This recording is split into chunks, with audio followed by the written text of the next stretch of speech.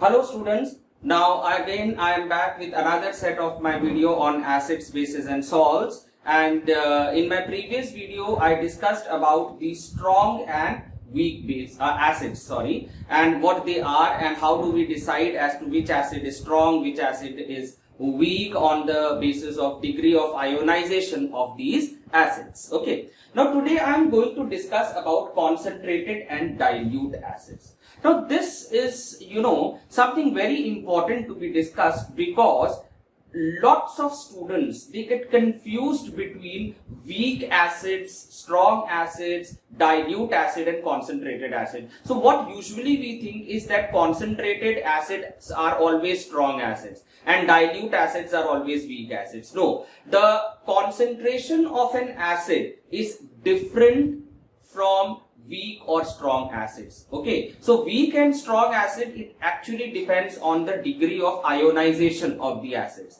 while these concentrated and dilute acids definitely depends on the amount of acidic gas which is present in water.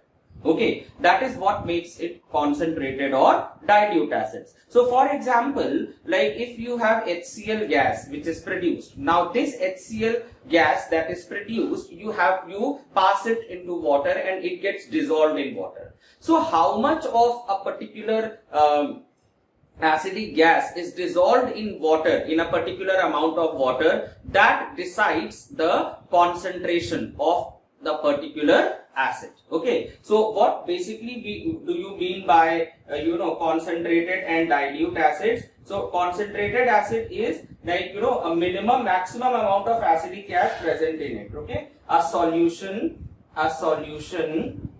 which contains maximum amount of acidic gas dissolved in it. Okay, we call it as concentrated acids. Concentrated acids. Okay, so whenever you have lesser amount of acidic gas dissolved in water or any other solution, we call it as dilute acids. Okay, this is one thing. Now what I want you to know about is how do we actually dilute or dilute an acid, right? Good. So you get a concentrated acid and I ask you to dilute it. So you will definitely say, okay sir, we'll add water to it. Okay, that's very nice. Okay, so suppose you have, this is a container, this is another container. Here I have got acid and here I have got water. Okay, I am saying that this is a highly concentrated acid. You can see, and of course you have water in it. You have water over here. So I say, okay, now please dilute this acid. So you will say, okay sir, what we do is we can dilute it in two ways. Either we add water to the acid, okay, or we add acid to water. Right? So there are two ways by which we can dilute it. Either we add water to the acid or we add acid to water. Fine? Everyone will say, okay sir, we will do anything. Whatever suits us. No, that's wrong. Actually, adding water to acid is going to be very, very dangerous. Why it is dangerous? Because dilution of an acid or a base is a highly exothermic reaction. Now what do you mean by exothermic reaction? A reaction which liberates a lot of heat. Okay, so the moment you add water to an acid, what will happen? Lot of heat will evolve. It will get heated up, and what will happen? The acid will start what? Boiling. So I'm just right now doing this. We are adding water. So what will start? Acid will start boiling. Okay. Now while it boils, it will start spurting out. It will start spurting out, and it might fall on your clothes, on your face, on your skin. wherever possible, and then it will damage.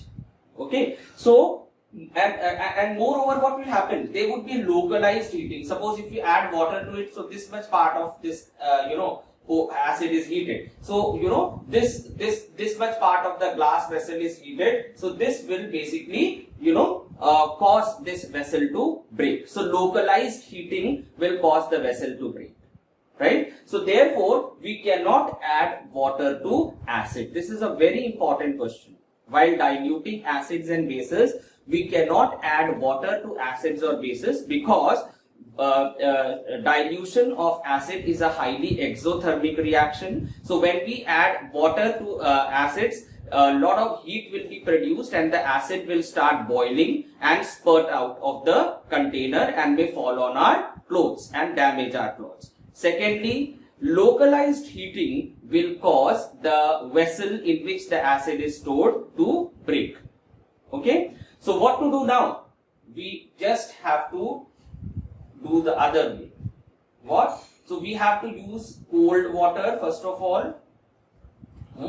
We have to use cold water, and we will be adding acid to water very slowly, and with a rod there we'll stir it. Okay, we'll keep on stirring the the solution, and we will slowly add acid to water. Okay, so this will distribute the heat and it will not allow the sudden heating of the entire diluted compound, and it will not cause the breakage. Is it clear? So this is how we dilute acids and bases.